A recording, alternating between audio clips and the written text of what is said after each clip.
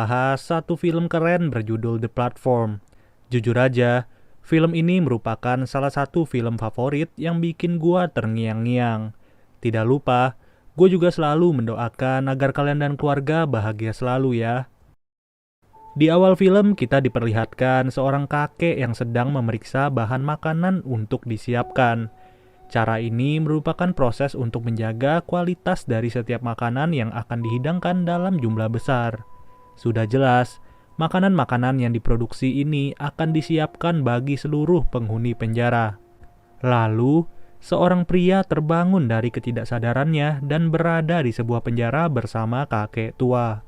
Tanpa menyapa sama sekali, kakek tua itu tiba-tiba mengucapkan lantai 48. Ia juga berkata kepada pria itu, mulai hari ini kita akan makan makanan yang tersisa dari lantai atas, yang dimana tepat satu lantai di atas mereka adalah lantai 47.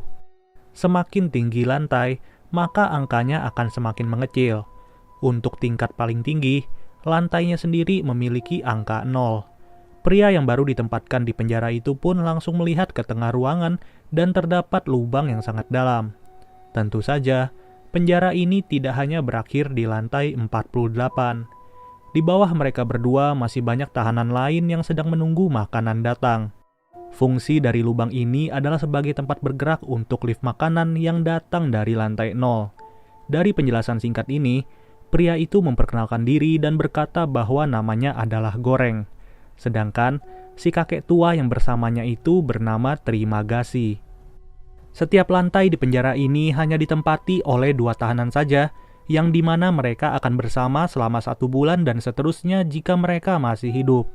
Goreng yang semakin penasaran pun bertanya kepada Trimagasi bagaimana cara kerja dari lubang ini.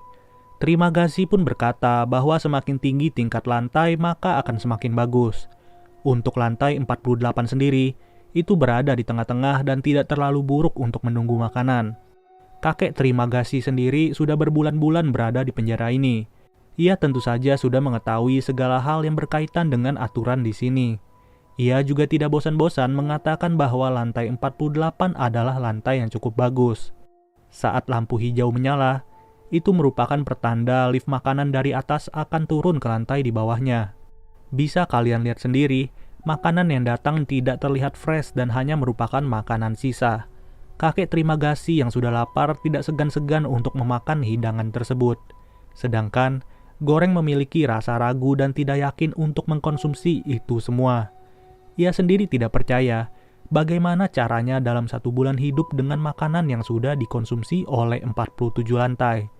Dengan kata lain, makanan yang datang ke lantai mereka merupakan bekas makanan dari 94 orang. Untuk waktu menyantap sendiri, setiap lantai hanya memiliki kesempatan 2 menit saja. Goreng yang menahan lapar pun hanya mengambil sebuah apel dari lift makanan. Ia bermaksud menyimpan apel itu untuk dimakan beberapa jam kemudian. Tidak lama dari itu, lift makanan yang berada di lantai mereka mulai turun ke lantai 49. Setelah selesai makan, kakek Trimagasi malah meludahi lift makanan tersebut. Ia berkata bahwa hal-hal tersebut sudah biasa terjadi di penjara ini. Semakin bawah kamu berada, maka semakin diinjak-injak oleh yang di atas. Tiba-tiba, Goreng merasakan suhu yang bertambah panas secara mendadak. Ia bertanya kepada kakek Trimagasi, kenapa suhu di ruangan ini berubah menjadi panas. Secara santai, kakek itu menjelaskan bahwa suhu akan berubah menjadi panas atau dingin apabila tahanan menyimpan makanan yang berasal dari lift makanan. Satu-satunya cara untuk membuat suhu menjadi normal adalah dengan membuang makanan itu kembali ke lift makanan. Kemudian, scene berpindah ke proses wawancara yang melibatkan Goreng bersama salah satu pekerja penjara. Dalam perbincangan itu, Goreng dipersilahkan untuk membawa satu benda apapun itu yang akan menemaninya selama di penjara. Dari sekian banyak benda yang bisa ia bawa, Goreng hanya memilih sebuah buku untuk ia baca. Goreng sendiri bisa berada di penjara ini bukanlah karena pembuatan jahat, melainkan ia sengaja masuk ke penjara ini selama 6 bulan untuk mendapatkan gelar diploma terakreditasi. Lalu, kakek Trimagasi juga berkata bahwa ia berada di sini karena melempar TV dari atas apartemen dan mengenai seorang pesepeda sampai tewas. Tidak lama kemudian, lampu di ruangan penjara itu berubah menjadi merah, yang berarti lift makanan akan kembali ke lantai 0 dengan cepat. Hari demi hari, Goreng sengaja menahan nafsunya untuk tidak memakan makanan sisa. Ia hanya melihat kakek Trimagasi menyantap makanan-makanan itu secara lahap. Setelah itu, Goreng bertanya kepada kakek Trimagasi ada berapa banyak lantai di dalam penjara ini. Untuk lebih jelasnya, kakek Trimagasi sendiri tidak tahu ada berapa, tapi selama ia berada di sini, ia pernah berada di lantai 132. Dengan tingkat sedalam itu, tidak mungkin ada satupun makanan yang tersisa dari atas. Bisa dibayangkan betapa parahnya tingkat kelaparan yang menimpa para tahanan di bawah. Mendengar hal itu, hati nurani Goreng menjadi tergerak dan ia berinisiatif untuk memberitahu setiap lantai di atas agar menjatahkan makanan setiap harinya. Tapi luar biasanya, kakek Trimagasi tidak memiliki perasaan yang sama seperti Goreng. Ia malah mengencingi lift makanan yang berada di lantai bawah dengan biasa saja. Rasa tidak peduli satu sama lain tentu saja sering terjadi di penjara ini selama berbulan-bulan. Kakek Trimagasi sengaja melakukan hal tersebut karena ia pernah merasakan saat berada di lantai bawah. Hal ini akan menjadi rantai yang tidak akan putus dan berlaku seterusnya. Hebatnya lagi, kakek tua itu sengaja memilih sebuah pisau untuk dibawa ke dalam penjara. Goreng yang terus menahan laparnya makin lama makin tidak tahan dan mulai membiasakan diri untuk makan makanan sisa. Setelah selesai makan, Goreng juga menghabiskan waktunya dengan membaca buku. Ketika itu juga, terlihat satu mayat tahanan yang terjatuh dari lantai atas. Kakek Trimagasi tidak kaget lagi dengan hal itu, dan ia berkata bahwa pemandangan seperti itu sudah sering terjadi di penjara ini. Di saat itu juga Goreng mulai tersadar bagaimana caranya si kakek tua bisa tetap hidup saat berada di lantai 132. Ia pun mulai mencurigai sebenarnya kemana teman satu sel kakek Trimagasi, apalagi saat Goreng belum berada di penjara ini. Dari pemikiran itu, sudah jelas kakek Trimagasi memakan teman satu selnya sendiri, apalagi ia memilih sebuah pisau saat masuk ke penjara ini. Tidak lama dari itu, lift makanan sudah datang ke lantai mereka dan terlihat seorang wanita yang sedang terduduk. Wanita itu ternyata bernama Miharu dan memang sering menumpang ke dalam lift makanan. Entah apa tujuannya, tapi kakek Trimagasi berkata bahwa Miharu sengaja turun ke lantai bawah untuk mencari anaknya yang hilang. Kakek itu juga berkata bahwa Miharu selalu membunuh teman satu selnya agar bisa meningkatkan peluang untuk berada satu sel dengan anaknya. Dari statement ini menandakan bahwa setiap bulannya lantai para tahanan akan diacak dan teman satu sel juga akan berganti secara random apabila ada yang tewas. Pernyataan ini juga menjawab bahwa mayat yang jatuh sebelumnya merupakan teman satu sel dari Miharu. Miharu pun turun ke lantai 49 dan terus menatapi Goreng yang peduli terhadap kehadirannya. Namun sialnya, Miharu malah ditarik paksa oleh kedua tahanan yang berada di lantai 49. Goreng yang melihat hal tersebut merasa kasihan terhadap Miharu dan berencana untuk melompat ke bawah. Tapi hebatnya, Miharu berhasil membunuh kedua tahanan tersebut dan kembali lagi ke lift makanan dengan penuh darah. Goreng yang hampir 1 bulan bersama kakek Trimagasi pun semakin akrab dari hari demi hari. Mereka menghabiskan waktu bersama di penjara dan saling sharing sebisa mungkin. Sampai suatu ketika, di dalam ruangan penjara mulai tercium bau gas yang menandakan mereka sebentar lagi akan tidak sadarkan diri. Di saat itulah lantai penjara dan teman satu sel akan diacak secara random. Intinya sih kalau nggak ada yang tewas di lantai itu, maka teman satu selnya akan tetap sama.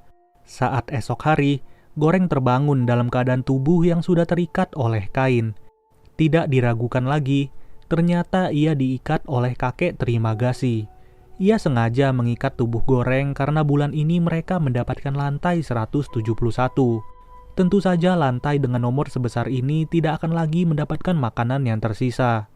Kakek Trimagasi mengakui bahwa ia tidak akan sanggup untuk hidup 1 bulan tanpa memakan apapun. Maka dari itu, ia sengaja mengikat tubuh Goreng untuk disantap secara perlahan. Tapi, kakek Trimagasi tidak akan langsung memakan daging Goreng. Ia akan mencoba untuk puasa selama 1 minggu dan 3 minggu kemudian baru pelan-pelan menyayat tubuh Goreng. Si kakek juga berkata Bagian tubuh yang ia sayat bukanlah bagian vital dan tidak akan membuat Goreng tewas. Terlihat juga tahanan lain yang sengaja lompat ke bawah penjara karena mereka putus asa setelah mengetahui di lantai berapa mereka ditempatkan. Benar saja, makanan yang datang dari atas tidaklah tersisa sedikit pun. Mana mungkin mereka bisa hidup hanya dengan memakan piring dan gelas kosong. Selama berhari-hari kakek Trimagasi mencoba untuk puasa sebisa dirinya. Sedangkan Goreng hanya bisa pasrah menunggu tubuhnya akan disayati oleh si kakek. Perut kakek Trimagasi semakin lama semakin keroncongan, begitu juga dengan Goreng yang tidak memakan dan minum sedikit pun. Tapi, kakek Trimagasi sudah tidak tahan dan akan menyantap tubuh Goreng. Sayatan pertama dimulai kakek Trimagasi dengan menyayat daging yang berada di paha Goreng. Secara kebetulan, Miharu yang berada di lift makanan sudah sampai di lantai 171. Miharu yang melihat perilaku kakek Trimagasi langsung menghajarnya dari belakang dan menusuk leher si kakek dengan pisaunya sendiri. Saat itu juga Miharu yang respek kepada Goreng langsung melepaskan ikatannya.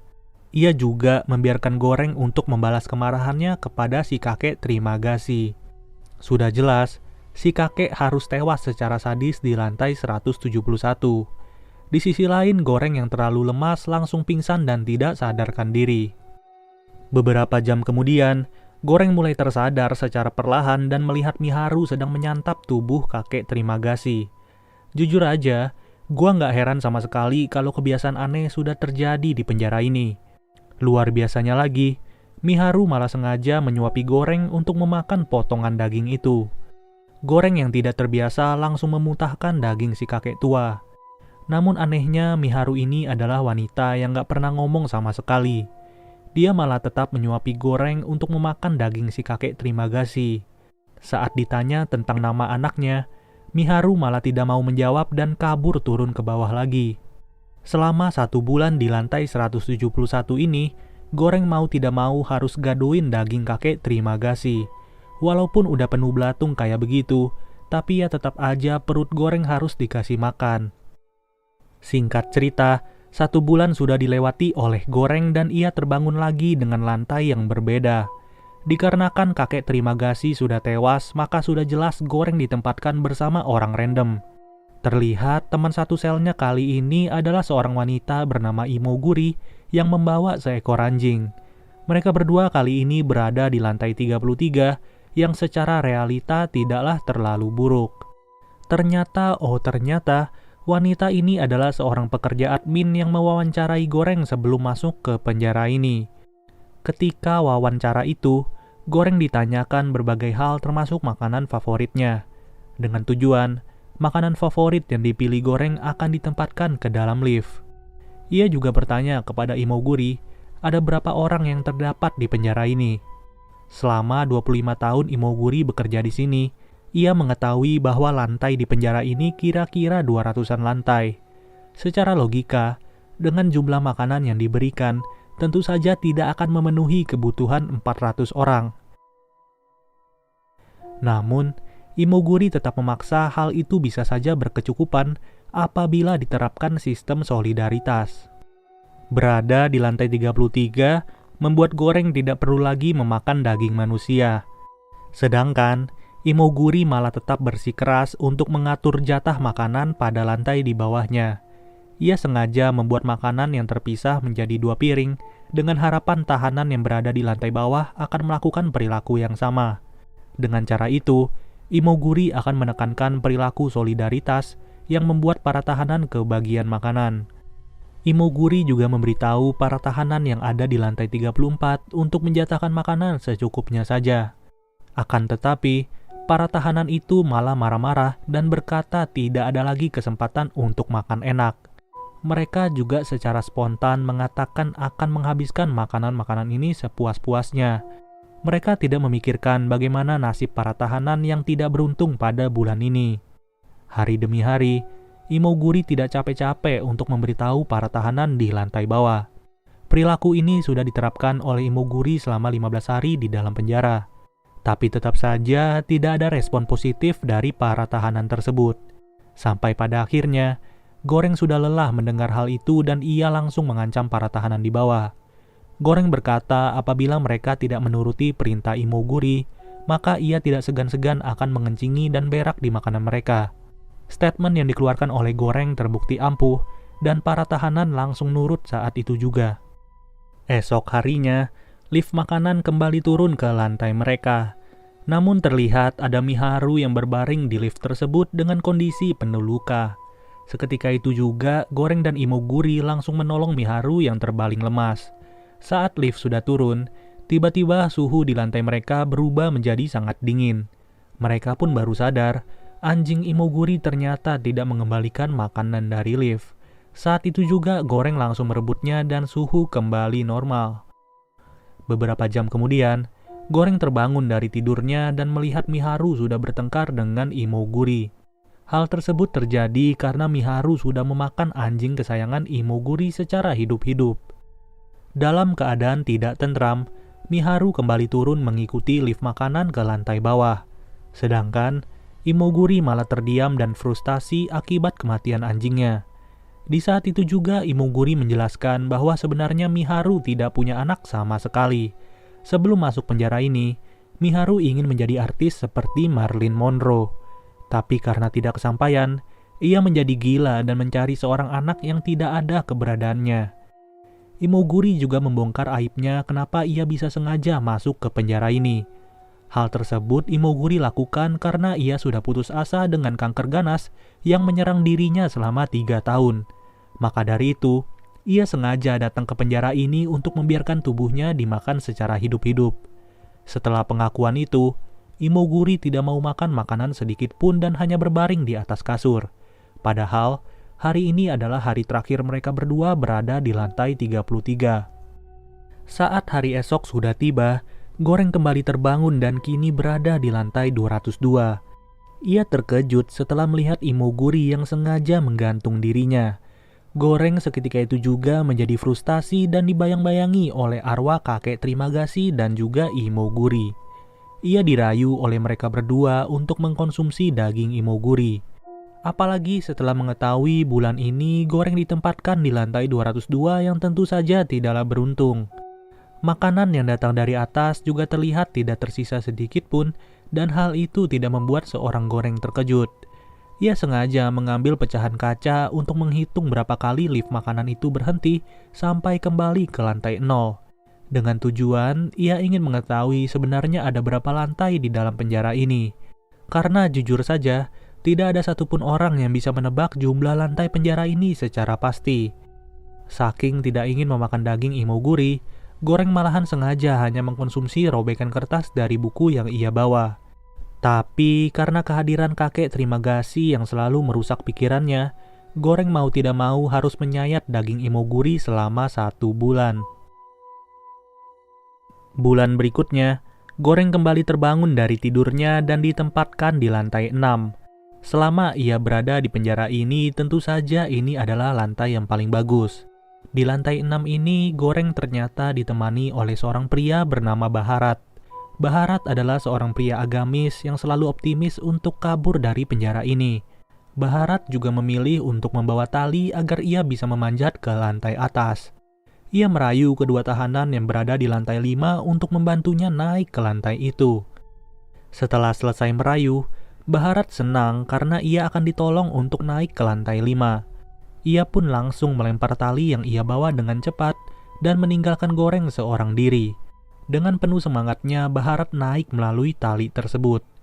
Namun tiba-tiba, Baharat diberhentikan di tengah-tengah dan sialnya wajahnya malah diberakin sama si tahanan cewek. Pas nonton nih film, gua nggak ngerti lagi mau ketawa apa kasihan. Saat itu juga Baharat langsung mencuci wajahnya dengan air keran sambil marah-marah. Tidak lama kemudian, lift makanan sudah datang di lantai 6. Dari sini terlihat kondisi makanan yang masih rapi dan tentu saja banyak pilihannya. Tapi, para tahanan yang berada di lantai 7 malah memakan makanan itu secara rakus. Kalau hal seperti ini tidak ada habisnya, bagaimana mungkin solidaritas bisa dibangun? Bulan ini juga menjadi bulan terakhir bagi Goreng berada di penjara. Dengan berada di lantai 6, bisa dibilang Goreng tinggal duduk manis dan mengkonsumsi setiap makanan yang datang secara tenang. Namun hebatnya, Goreng tidak mau menjadi orang seperti itu. Ia sengaja meminta tolong kepada Baharat agar membantunya turun ke lantai bawah. Ia mengajak Baharat untuk berdiam diri di lift makanan itu dan membagikan makanan secara adil di setiap lantainya. Pada awalnya, Baharat bingung dengan rencana yang disampaikan oleh Goreng. Sudah enak-enak berada di lantai 6, tapi kenapa malah mau turun ke lantai bawah dan mempertaruhkan nyawa? Goreng juga mengatakan bahwa jika rencana ini berhasil, maka ia akan membuat sistem di penjara ini lebih baik daripada sebelumnya. Ia juga sudah mengetahui bahwa jumlah lantai di penjara ini kurang lebih 250 lantai. Goreng bisa berkata seperti itu karena ia sudah menghitung setiap menit ketika lift makanan bergerak. Celakanya, apabila perhitungan Goreng salah, tentu saja akan membuat malapetaka bagi mereka. Apalagi jika makanan sudah habis terlebih dahulu saat sampai di lantai 250. Dengan rayuan maut dari Goreng, Baharat akhirnya luluh dan rela membantu Goreng untuk melakukan aksinya. Saat itu juga mereka langsung merusak tiang kasur dan dijadikan sebuah senjata untuk berjaga-jaga. Mereka pun naik ke atas lift makanan dan bersiap-siap untuk turun. Baharat mengancam kedua tahanan yang ada di lantai 7 untuk puasa 1 hari. Jika mereka tidak ingin nurut, maka akan dibunuh oleh Baharat. Baharat dan Goreng berencana setidaknya makanan ini bisa tetap utuh saat sampai di lantai 51. Setiap menuruni lantai, Goreng dan Baharat melakukan perilaku yang sama ketika mereka melewati lantai tersebut.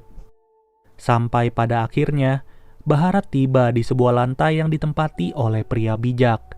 Pria bernama Brambang ini bukanlah ayah dari Baharat. Bapak itu juga memberitahu bahwa mereka harus membawa sebuah pesan saat sampai di lantai 0. Dengan harapan ada beberapa pekerja yang mempunyai hati nurani. Untuk memberikan pesan tersebut, mereka harus menggunakan sebuah simbol yang diwakilkan dengan satu makanan. Satu hidangan yang tentu saja tampak lezat dan menggugah selera yang harus mereka pilih. Hidangan yang mereka pilih itu harus sampai ke lantai 0 dalam keadaan utuh dan tidak tersentuh sedikit pun. Dengan kondisi makanan seperti itulah, maka pesan akan tersampaikan kepada penjaga yang berada di lantai 0. Makanan yang terjaga itu menandakan bahwa para tahanan sudah bisa saling berbagi dan menjaga makanan secara cukup satu sama lain. Diharapkan dengan pesan tersebut, pengelola penjara menjadi sadar dan merubah sistem yang gila ini. Seketika itu juga, Baharat dan Goreng bersiap diri untuk menjaga makanan yang mereka pilih. Kebetulan makanan yang mereka pilih adalah sebuah panah kota. Sekali lagi, jika tidak ada yang nurut dengan perintah mereka, maka akan dihabisi saat itu juga. Lantai demi lantai sampai pada akhirnya mereka tiba di lantai 51. Mulai lantai 51 ini mereka membagikan makanan secara adil satu sama lain. Sejauh ini semua rencana mereka berjalan lancar dan tidak terhambat sedikit pun. Saat mereka turun di lantai 100-an, seluruh tahanan terlihat sudah tewas dan dibunuh entah oleh siapa. Lift makanan yang mereka pijaki tidak akan berhenti secara otomatis apabila tidak ada yang hidup di lantai tersebut. Saat melewati beberapa lantai di bawahnya, terlihat Miharu yang sedang dibunuh oleh seorang pria. Ketika itu juga terjadi perkelahian hebat antara kedua tahanan melawan Goreng dan Baharat. Sialnya bagian perut Baharat terluka cukup dalam dan parah pada saat itu. Goreng pun dihajar abis-abisan oleh pria besar di lantai itu. Untung saja, Baharat berhasil melawan dan menyelamatkan Goreng yang hampir tewas. Sedihnya lagi, Miharu yang berada di lantai itu sudah tewas setelah dibunuh. Setelah itu, mereka berdua pun kembali ke lift makanan dan turun dalam keadaan penuh luka. Banyak sekali lantai yang sudah mereka lewati di penjara itu. Lantai 250 yang diperkirakan oleh Goreng ternyata bukanlah lantai dasar. Itu berarti masih banyak lantai yang berada di bawah dan tidak tahu ada berapa jumlahnya. Semakin dalam lantai, semakin parah juga kondisi para tahanan. Untung saja makanan yang mereka jaga sampai sekarang masih utuh dan tidak tersentuh. Pada akhirnya, lift makanan itu tiba-tiba berhenti di lantai 333. Mereka bingung kenapa lift makanan berhenti padahal tidak terlihat orang sedikit pun. Nggak taunya, di bawah kolong kasur tersebut terdapat seorang manusia yang tidak jelas itu siapa. Saat mereka mendekati orang tersebut, lift makanan malah turun ke bawah dan meninggalkan mereka. Namun anehnya makanan yang dibawa oleh Baharat tidak membuat suhu di lantai itu berubah. Ternyata, di lantai tersebut terdapat seorang anak perempuan yang masih hidup dan bersembunyi. Sudah jelas ini adalah anak dari Miharu yang selama ini ia cari-cari. Bahkan, seorang imoguri yang sudah bekerja selama 25 tahun pun tidak bisa menebak kehadiran anak ini. Goreng dan Baharat pun bimbang bagaimana mereka bisa membantu anak ini yang kelaparan, sedangkan mereka hanya punya makanan yang harus dijaga sampai lantai 0. Ujung-ujungnya makanan itu diberikan kepada si gadis kecil yang kelaparan ini. Mereka sengaja mengorbankan harapan mereka demi kehidupan anak tersebut. Beberapa jam kemudian, Goreng terbangun dari ketidaksadarannya. Ia pun dibayang-bayangi oleh arwah Trimagasi, Imoguri, Miharu, dan Baharat, yang mengatakan bahwa anak itu adalah pesannya. Ya, tentu saja arwah Baharat sudah gentayangan karena ia ternyata meninggal kehabisan darah di lantai 333 beberapa jam setelah kejadian tadi. Saat itu juga, satu-satunya anak dari Miharu langsung dibawa ke lift makanan yang turun ke lantai paling bawah. Saat sampai di bawah, lagi-lagi Goreng dibisikin sama kakek Trimagasi yang berkata bahwa pesan itu tidak butuh pengantar untuk sampai ke atas, yang berarti anak Miharu bisa kembali ke lantai 0 dan tidak harus ditemani oleh seorang Goreng. Ketika itu juga lift makanan kembali ke atas dengan kencang sambil membawa anak dari Miharu. Anak itu diharapkan dapat menjadi pesan yang menandakan bahwa mereka semua tidak layak diperlakukan seperti itu lagi, karena rasa kemanusiaan mereka masih ada di dalam penjara ini. Pada intinya film ini keren banget dan gue menangkap banyak makna dari film ini. Film ini menggambarkan bagaimana kondisi kehidupan yang sesungguhnya dengan menjelaskan kesenjangan sosial. Yang biasanya kehidupan itu terdiri dari orang-orang kaya dan juga orang-orang miskin. Semakin tinggi orang berada di tingkat tersebut, maka semakin rakus mereka untuk menghabiskan. Sedangkan semakin bawah tingkat lantai di penjara itu mengartikan orang yang berada di tingkat kemiskinan. Maka semakin sengsara pula kehidupan mereka. Tujuan film ini dibuat dengan maksud menyindir kondisi kehidupan manusia sekarang yang tidak ingin berbagi dan cenderung serakah. Penjara juga melambangkan sebuah sistem dari kehidupan manusia-manusia itu. Imoguri bisa diartikan sebagai seorang pejabat yang merasa paham dengan masalah di tengah masyarakat. Tetapi nyatanya, mereka cuma tahu soal teori dan praktiknya nol besar. Bahkan menebak jumlah lantai di penjara ini saja ia masih salah. Bagaimana ia mau mengerti kondisi dari masyarakatnya? Untuk kakek Trimagasi sendiri, itu mengartikan bahwa ia adalah sosok yang penting bagi Goreng karena telah memberitahu banyak informasi. Maka dari itu Goreng harus berterima kasih kepada si kakek yang membuat dirinya tahu harus mengambil keputusan. Sesuai namanya, Trimagasi diambil dari bahasa terima kasih. Untuk Baharat itu diambil dari bahasa Timur Tengah yang berarti rempah-rempah. Sedangkan Brambang diambil dari bahasa Jawa yang berarti bawang. Mereka berdua menggambarkan sosok yang cukup bijak dan berusaha mewujudkan kesetaraan antar manusia. Jadi, mereka adalah simbol harapan di tengah kesenjangan sosial masyarakat. Lalu, seorang Goreng digambarkan sebagai orang yang berani bertindak dan melawan dari sistem yang tidak beres. Ia berani mengorbankan berbagai hal demi tercapainya kesejahteraan dan perubahan. Oke deh guys, semoga apa yang gue sampaikan di video ini bisa kalian mengerti ya. Sampai bertemu lagi di video berikutnya, gua Nandi cabut dulu. Dadah.